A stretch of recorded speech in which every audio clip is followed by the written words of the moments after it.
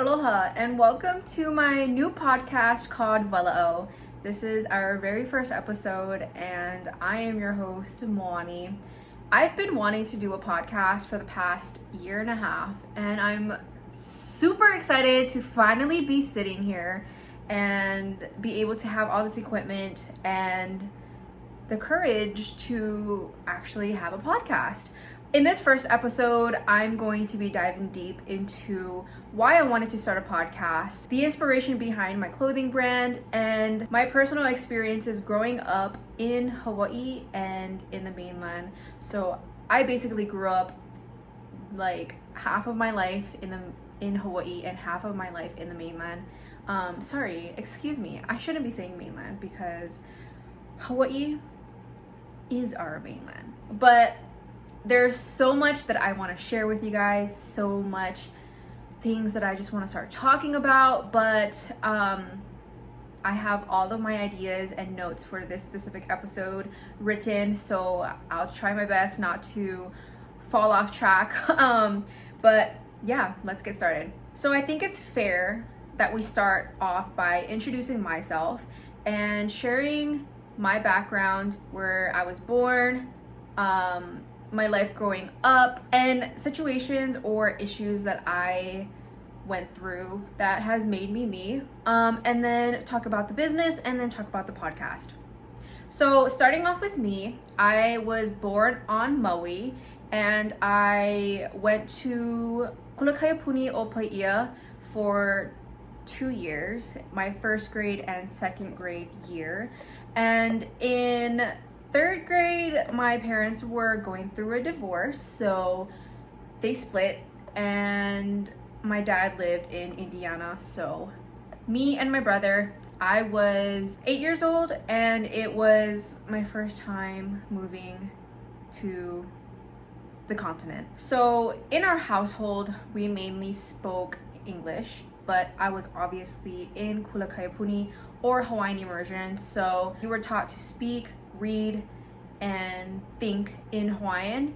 And when I moved to the mainland, this is really gonna be hard to kick that word in the butt, but when I moved to the continent, it was really hard for me to adapt to the American lifestyle and to speak the way that they spoke.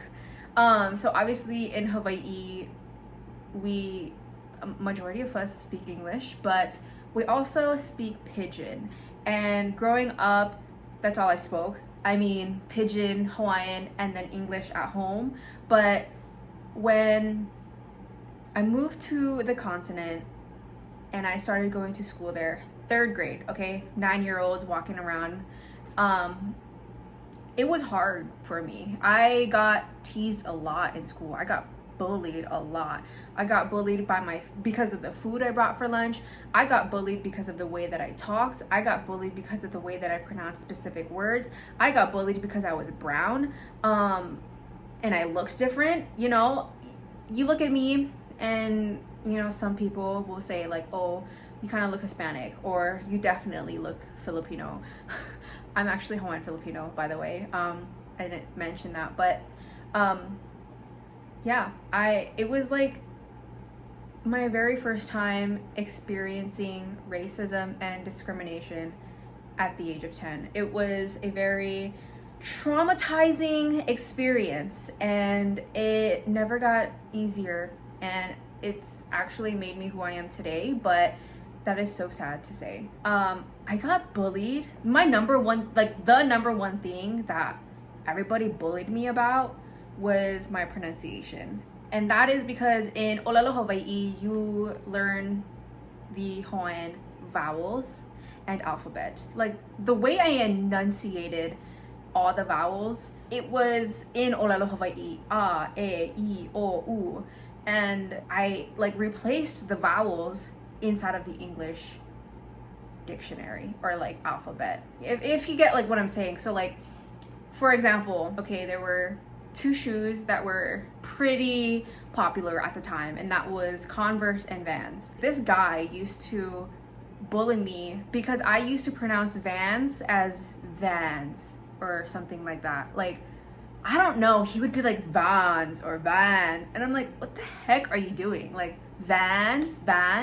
But no, I hear it. I hear it now that I'm explaining it to you, but I would always say Vans or Vans. Like, Vons. I don't know. Maybe I said Vons. I don't know. Okay, this is not a really great memory to bring up right now. A lot of this is just traumatizing and irritating. It's just very irritating to look back at because like you just want to punch people in their faces, you know? But anyways, I would always pronounce my vowels in Olelo Hawaii. And you know what? Power to me. Power to me. Because, you know, learning Hawaiian as my first language, but speaking English as my first language, two completely different things, is actually crazy to think about. That's something that I can be proud of. I really miss Kaipuni. I miss Hawaiian Immersion School. I wish I were there longer. I wish like that was the only school I went to. But yeah, moved to Indiana when I was in 3rd grade. That was tough. I was only in 3rd grade in Indiana for like a couple months, until I moved to South Carolina for the remaining of the 3rd grade year. So 2 years in Kaipuni on Maui, and like half a year in 3rd grade in Indiana, and then the rest of the 3rd grade in South Carolina. So in a whole entire year, I already lived in 2 states on the continent, and yeah, life was already like hitting me hard, okay? And I was living in South Carolina until I was in 5th grade. And then in 6th grade, my dad wanted me and my brother to attend Kamehameha Schools, the Kapalama campus on Oahu. So he sent me and my brother to live on Oahu with my godfather, my uncle. We had to live in Hawaii for at least a year to gain residency to apply for Kamehameha schools for high school. So we were trying for high school, and 6th grade is when we moved to Hawaii. So 6th grade, and then 7th grade, I think that was when I applied for Kamehameha schools, and I got rejected at Kamehameha schools because of my interview. Growing up, I was closed off. I was a really closed off kid, and I don't believe I was always that way. But I was super shy, didn't want to, like, it was hard for me to talk to people. And the interview was like the most scariest thing that I went through. And I remember my uncle helping me with my interview questions, and like at night, like after work, he would sit me down and we'd practice my interview, you know, so that I could pass the interview. And it was hard. I don't know what about it was hard, but it was just, the thought of me talking about myself, what I like, you know, what are my hobbies, like tell me about yourself.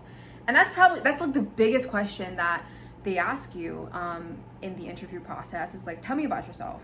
And at that time, I barely knew anything about myself, you know, like I was a little kid who moved to the mainland and was struggling emotionally and barely had friends, like was teased all the damn time at school.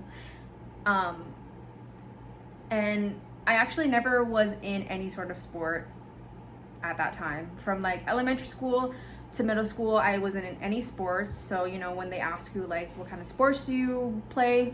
Nothing. I don't play any sports. Like I was very bland. Yeah, all my academics were great. And that's one thing that I will actually applaud the educational system here on the continent, is that even though I was teased a lot because of the way that I spoke, I was actually a very fast reader in school. Like, you know, whenever in school you guys are doing like popcorn reads, I was the fastest one in the classroom who could read. Like I really wasn't one to mispronounce words, you know, like, you know, you're young, right? You're young and like you don't know how to say a specific word, so you kind of like sound it out and then the teacher will like say it for you. It was rare that I had to stop and pronounce a word because I don't know, I was like very literate. Yeah, my academics was not the issue. I passed all my academics, and yeah, that's why I didn't get into Kamehameha schools. But yeah, when word got to my mom was like, well, that was the deal. If you guys got into Kamehameha schools, then you guys could obviously stay in Hawaii. But because we didn't, she decided to pull us back to South Carolina, me and my older brother. And from then, I was in 8th grade back in South Carolina.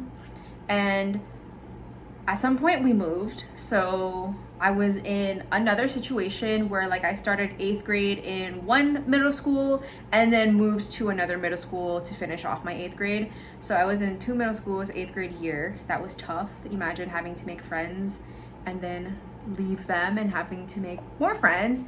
And you know, by the end, by like the middle part of any school year, everybody already has their cliques, or everybody knows their people or their friends, and it's really hard to like make new friends, or a lot of them don't really want to make new friends because they already have their friends for the year, you know what I'm saying? So it was definitely really hard.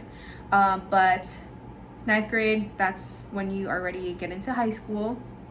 I spent 9th grade at one high school, Ashley Ridge High School in Summerville, South Carolina, if you guys know where that is. And then we moved again. Oh my gosh, we moved again. So 9th grade year in one high school. 10th grade year, we moved to a different high school. I moved to a different high school. More upstate Greenville, actually, to be exact. It was Piedmont, South Carolina. I went to Wren High School, and I went there for 10th grade year, and at this point I was so unhappy about a lot of like my childhood years. Like I barely had any friends. I was very very close to my mom. Her and I were best friends, and she was the closest person to me. At some point it was just me and her because my brother turned 18 and she let my brother go back home because that's what he wanted. When he turned 18, he wanted to go back to Hawaii to graduate his senior year with his friends. So that's what he did. And so it was just me and my mom at some point in South Carolina, 10th grade year, and she was like all I had. I had like no friends. I mean, people would like talk to me, but it wasn't like I hung out with any of my classmates outside of school. And like sitting in like the lunchroom, I was always by myself. To a certain degree, like a lot of people actually knew me or knew of me, but a lot of people actually have admitted to me that I look really intimidating, or that I have an RBF, and like then when they actually talk to me, they're like, oh, you're actually really nice. And like they were, I guess, afraid to approach me because of how I presented myself. But like, you know, I was already just really closed off. Like if you wanted to be my friend, you could be my friend. If you wanted to talk to me, you could, and I'll talk to you too. But I was like the quiet person until I actually know you and I'm like super sweet, and you know, then I really come out. That was 10th grade year, and yeah, super miserable, like in general, you know, just like not really having friends, not really having anybody except for your mom, which isn't a bad thing, not a bad thing. Thank you, Mom, love you. But I remember lunch one day, I went to the guidance counselor and I asked them if I could graduate early, and they're like, yeah, actually you could if you took algebra 2 and some kind of like English composition during summer break. And I asked them, I was like, well, is that something that I can handle? Is that like realistically something that has happened before? Like has any student actually done that and passed their class? Like summer break is when you detach from the world and school and responsibilities, or like go on vacation and not think about school. Like for me, it was kind of like, ooh, I don't know if I should do that. But they actually we're like, no, nobody's actually done that. Usually students will take like a core class, which is like math or English, and then like an elective, but not two core classes at the same time. And I was like, okay, I'll think about it. So went home, thought about it. I'm not sure how many days passed, but I was like, I went back to the guidance counselor and I was like, you know what? I'm gonna do it. I'm gonna take English and algebra during summer break. And so she signed me up, passed both with an A, I think. I'm not actually sure. You know what? Life has happened. A lot of life has happened. It's kind of like, I remember my story. I remember like my past, my childhood, but I can't exactly tell you what 100%, what happened 100%. You know what I mean? But yeah, I remember I passed those classes, and then what is supposed to be your 11th grade or your junior year was actually my senior year. So senior year / junior year, I was in classes with a lot of seniors, and it was really nice. I felt like I felt like kind of in place, like kind of in the right place as far as maturity, because I was really mature, and I still am really mature for my age, but at that time I'm talking about, I was really mature for my age. High school was like, I hated it because everybody was so immature, and I think maybe that was another reason why I was very closed off with people. But yeah, senior year, graduated a year early and got out of there. That was like my biggest thing, was like I hated school so much, I no longer wanted to be there at all. Like, get me out of here. And kudos for me for actually graduating high school. I don't think I would have dropped out. Actually, I lie. And that is a total memory that I just remembered about. I remember when I wanted to drop out of high school and just get my GED. I remember that so much. It's not like I know that, you know, like it takes for me to like talk about my past for me to like actually remember things that has kind of happened, which, wow. I feel like I have dementia, but it's like, no. I counted. I've been to 9 schools throughout my elementary, middle, and high school years. Whenever you go through 9 schools and rotate through hundreds and hundreds, probably thousands of friends, yeah, you start to not remember things. But yeah, that was me. Grew up bouncing around back and forth, like a lot. And I wouldn't want to wish it on anybody else. I definitely don't want like my future kids, if I have any, to go through what I went through, because you never really get to discover yourself. And it wasn't until like I went into college that I feel like I really got to learn myself and learn what I wanted, which has been a journey. And I only just got out of high school like 4 years ago. I'm 21 now. I graduated high school when I was 17 years old. So yeah, graduated high school in the continent, Piedmont, South Carolina, Red High School, class of 2019. Actually, a lot of people are proud of their high school and, you know, like class of 2019. I'm like, I do not care. I have no attachment to what high school I graduated from. I don't care what class I graduated from. I just like literally don't care. I don't care. Anyways, besides the point, after high school, I moved back to Indiana, and I went to community college. I did like a semester of prereqs for my nursing program. So I took like anatomy, biology, and then I took like English comp and algebra. And then second semester of college, I moved back to South Carolina and I did more prereqs. So I did public speaking, I did another English comp, I did Prob and Stat, and another anatomy and physiology class. I know there's like, you need to take like 2 to 4 anatomy and physiology classes, and like, oh my gosh, the prereqs for nursing program is insane. That year, I went through a really bad breakup. Legit booked a flight to Hawaii, and I was like, I'm done.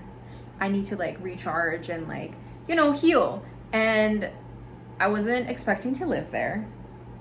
But I stayed in Hawaii for like another year, got an apartment, bought a car, and it was my very first apartment. And I found an apartment in Kalihi and went to Honolulu Community College and did more prereqs for my nursing program. And you know, like at this point I went to 3 different colleges, one in Indiana, another semester in South Carolina, and then my 3rd semester out over there in Honolulu Community College. So girl, applying for those transcripts, I've wasted so much money on like those things. Oh my gosh. So yeah, 3rd college already, and it was only a year and a half since I graduated high school.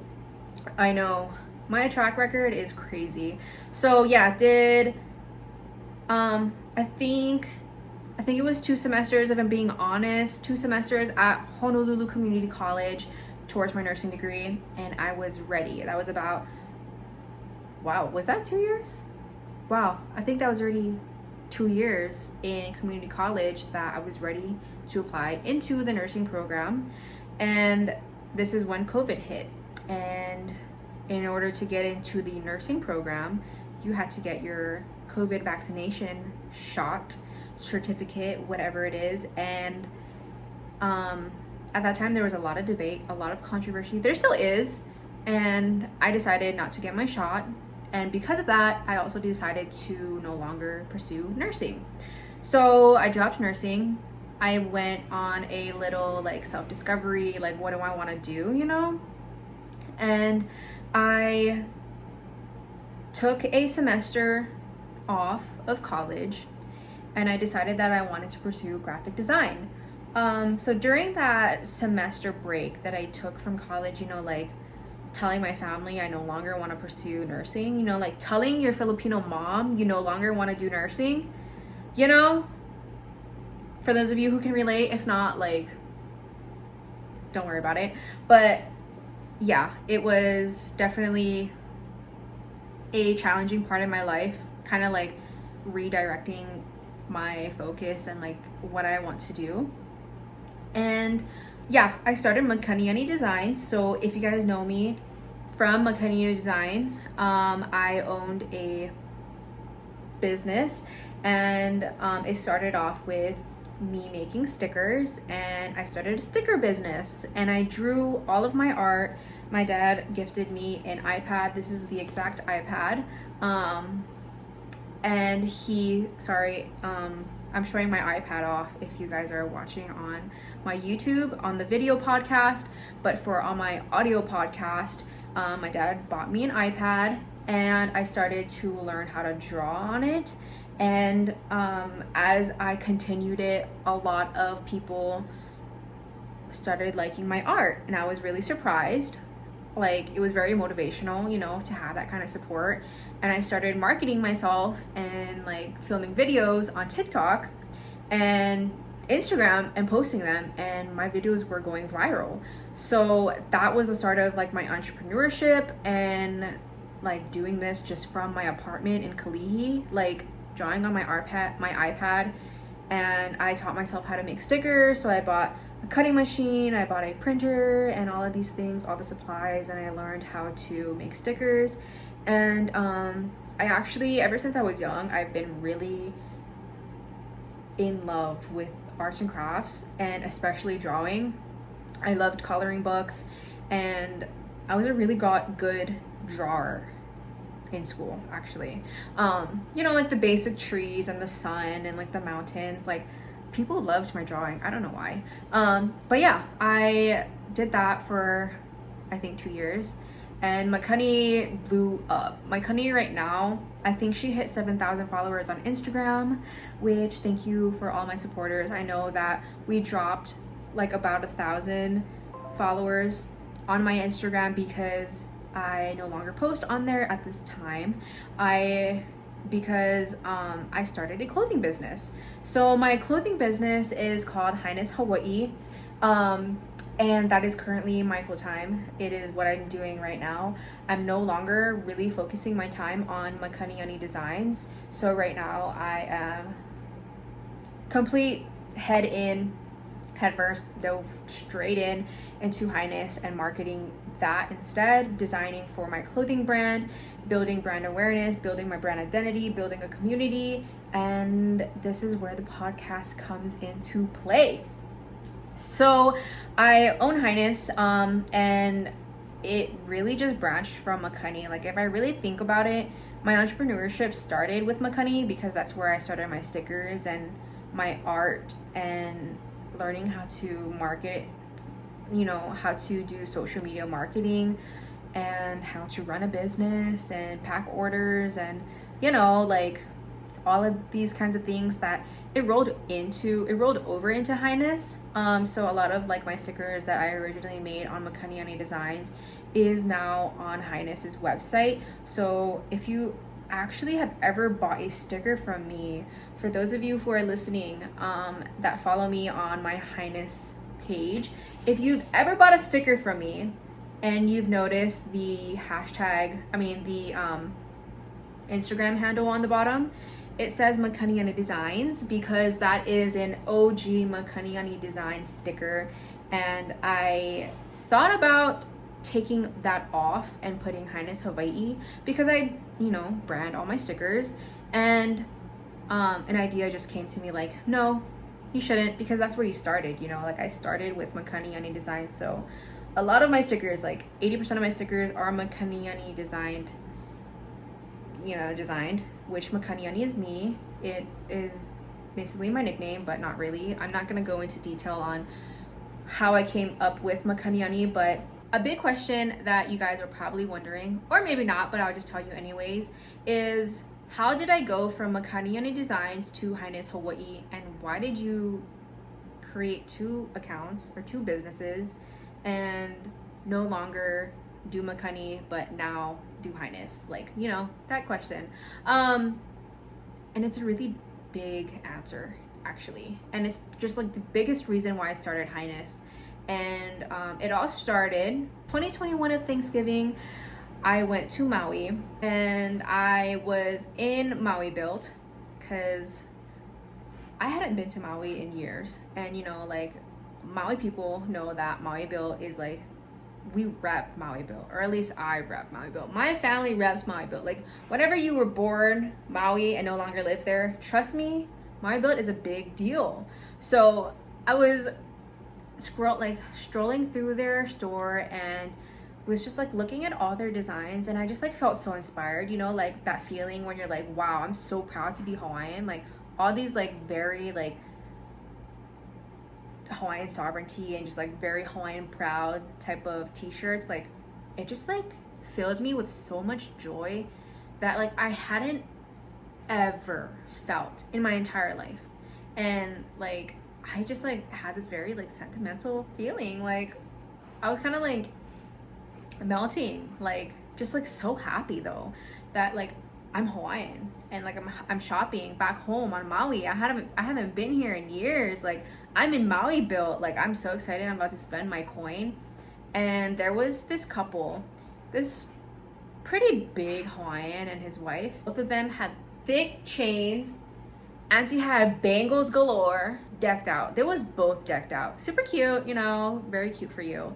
But Uncle had went to the cashier. They were all ready to check out, and he asked the cash register woman, do you guys have Hawaiian discount? Do you guys have royal discount? Because you guys get Kamehameha discount, but what about our native Hawaiians, our royal Hawaiians, like royal descent kind of Hawaiians?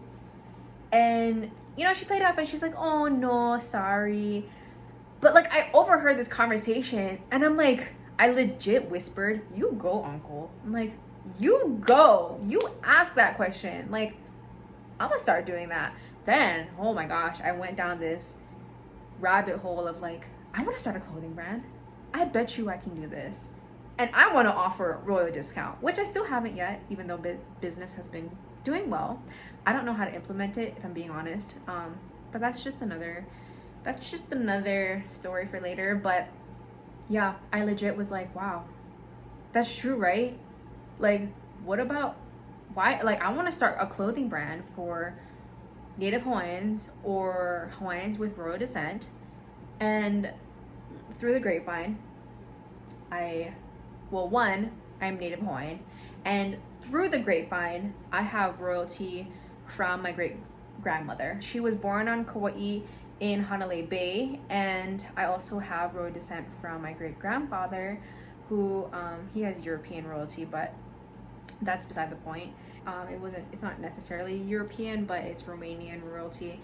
Anyways, it was just something that I was very moved with when he asked that question. And ever since then, I went back home to my apartment in Kalihi on Oahu, and I went to thinking, like, for weeks. I was like, I really want to start a clothing brand. I don't know what to call it. And I was just like going through names. And at first I wanted to call it Royal Highness, my clothing brand, but that was actually taken. It was a taken name on Instagram, so we couldn't have been Royal Highness, but it basically ended up with Highness. But Highness was also taken on Instagram, so instead I just added Hawaii to it. So a lot of clothing brands actually have Hawaii at the end of their Instagram, so that's what we did. So I'm Highness Hawaii on Instagram. And my first design started off with wanting to illustrate the Hawaiian kingdom and the Hawaiian royalty and Hawaiian bloodline, and it kind of started by doing that. But as I continued for months, as I continued with the clothing brand, I kind of hit a wall as far as not really feeling entirely drawn to wanting to continue with just like all this Hawaiian royalties things, because in honesty, and it's literally by statistics according to like my clothing brand and the way that it was that a lot of people no longer really like the Hawaiian royalty was kind of just like a thing in the past for a lot of Hawaiians. A lot of Hawaiians, they don't necessarily like rep the monarchy, they don't necessarily rep royalty, they don't necessarily rep like Iolani Palace and like the throne and like all of these things about Hawaiian royalty. A lot of Hawaiians nowadays just wear Hawaii things. And it was also hard for me to connect to my own brand in that sort of sense, because I wasn't entirely sure like what I was trying to perpetuate or like build community off of, like building a community of Hawaiian royalty. Like it was a very like I just hit a wall. I legit hit a wall, and I wasn't sure how to continue. And it wasn't until I really thought about it, and I wanted Highness to actually become a community and a brand that reached out and reconnected diaspora Hawaiians to their culture, to their history, to their ancestry, to their heritage, to the language, to the hula, to the music, to everything, because it was something that I could like actively perpetuate and help, relate to, I guess, because you guys know my story now. I grew up half my life on Maui and half my life on the continent. So wanting to reconnect diaspora, because at some point I did lose my identity as a Hawaiian. I never thought like a Hawaiian. I never was connected to my roots. I lost my sense of pride. I forgot how to speak Olelo Hawaii. I forgot how to dance hula. I forgot how to play the ukulele. I forgot these things. I forgot the words that I used to grow up saying. I forgot the sentences I used to speak in Olelo Hawaii, in Kula Kaiapuni. I forgot so much of me growing up in the in the continent, that it was hard for me to kind of find myself. And it wasn't until just after high school, literally after high school, it wasn't until then that I really found myself. So Highness is now my goal and my brand's mission to educate the basics about the Hawaiian culture with the intention of reaching out and reconnecting diaspora. I wouldn't doubt that a lot of non-native people like are not literally Hawaiian by blood, that I'm sure a lot of them actually follow me, and I'm okay with that. I really want Highness to just be an educational platform and a place that Hawaiians can feel empowered and not feel guilty by realizing that they don't actually know these things. You know, like, oh, this is what aloha means. This is what ahui ho means. This is what ke olu olu means. Like, all of these phrases and just basic words, in reality, a lot of people don't know what that means. Like, maybe you as a listener understood 10% of that, or 50% of that, or 100% of that, and power to you, applaud to you. But there's a lot of people that absolutely knew 0% of what I said, but they are Hawaiian. And is that their fault? No. So me bridging that gap of like uncomfortability and, you know, like kind of like shame from a lot of Hawaiians that don't know anything, you know, that's what I want to bridge. Like, education is not something to shame somebody for, and a lot of Hawaiians do. A lot of Hawaiians on social media commenting, creating videos of like, how pilau, how shame is this, and how blah blah is this, and look at you Hawaiian doing this and that, and you're not really Hawaiian. I'm like, brah, this negativity is so awful. Like, never do I want to be like that, you know? So Highness is a educational platform, something that I really just want like truth, and just like I've been posting a lot of like provoking kinds of videos, and I'm okay with that. Like, what's wrong with like speaking the truth? Or, you know, everybody has their opinions, and so anything to just help the lahui.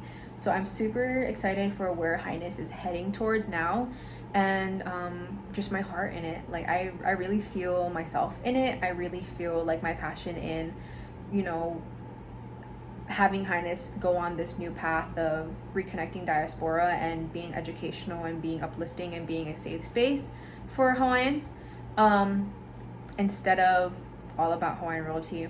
Because actually, a lot of Hawaiians are not royal. A lot of Hawaiians are not royal. A lot of them are not royal. So yeah, I was really marketing to a very small crowd. So we kind of went straight away from that kind of royalty. But I still occasionally make designs for my royals out there, with royal descent or royal blood or royal, you know, ancestry, lineage, whatever word you want to use. And yeah, I'm still very, very proud of where I came from, who I am. But I think as a community and as a race, we can't continue putting labels on each other. And I think that's what a lot of Hawaiians are doing right now, and it's really sad to see all over social media. So speaking a little bit more about myself, because I think this is the only episode that I will really be talking just like strictly about myself, or maybe not. I'll probably do a couple more episodes like diving deep into like what it was like growing up in Hawaii, and like really learning myself. I think that would be a really good educational video for a lot of people who maybe never visited Hawaii but are Hawaiian and are probably questioning how they can get involved, how they can learn specific, you know, like learn the language, learn hula, learn music, and maybe I'll continue doing those kinds of videos. But for now, I think that this is a perfect place to end the episode. I am super excited to have finally started this podcast. I hope that this episode was very eye-opening, and I was able to share a lot about who I am, and that you guys are, you know, that you guys continue to support me and my journey in sharing my story, but also wanting to reconnect a lot of Hawaiians back to their story. I know I'm not really familiar with the podcast language, but I do know that you guys can rate podcasts. So if you guys would do me a favor and rate the show, rate the podcast, I would greatly appreciate it. Share my podcast with your ohana, with friends, with other people that you think will benefit from it. It is my first episode. I'm not sure about a posting schedule just yet, but I'm super excited for this podcast journey. I feel like I can just really talk my heart out and just like open my heart and not feel judged. And I hope that a lot of Hawaiians will, build community with me and, create a very open and safe place for others to also open up. And I am excited for where this journey will head. But that is all. I feel like I've talked so much, but I feel like I haven't talked enough. But that is the end of the episode. Mahalo nui for tuning in to our first episode of Wala'au. You guys have an amazing rest of your guys' day or night, wherever you guys are, and always stay safe. Aloha.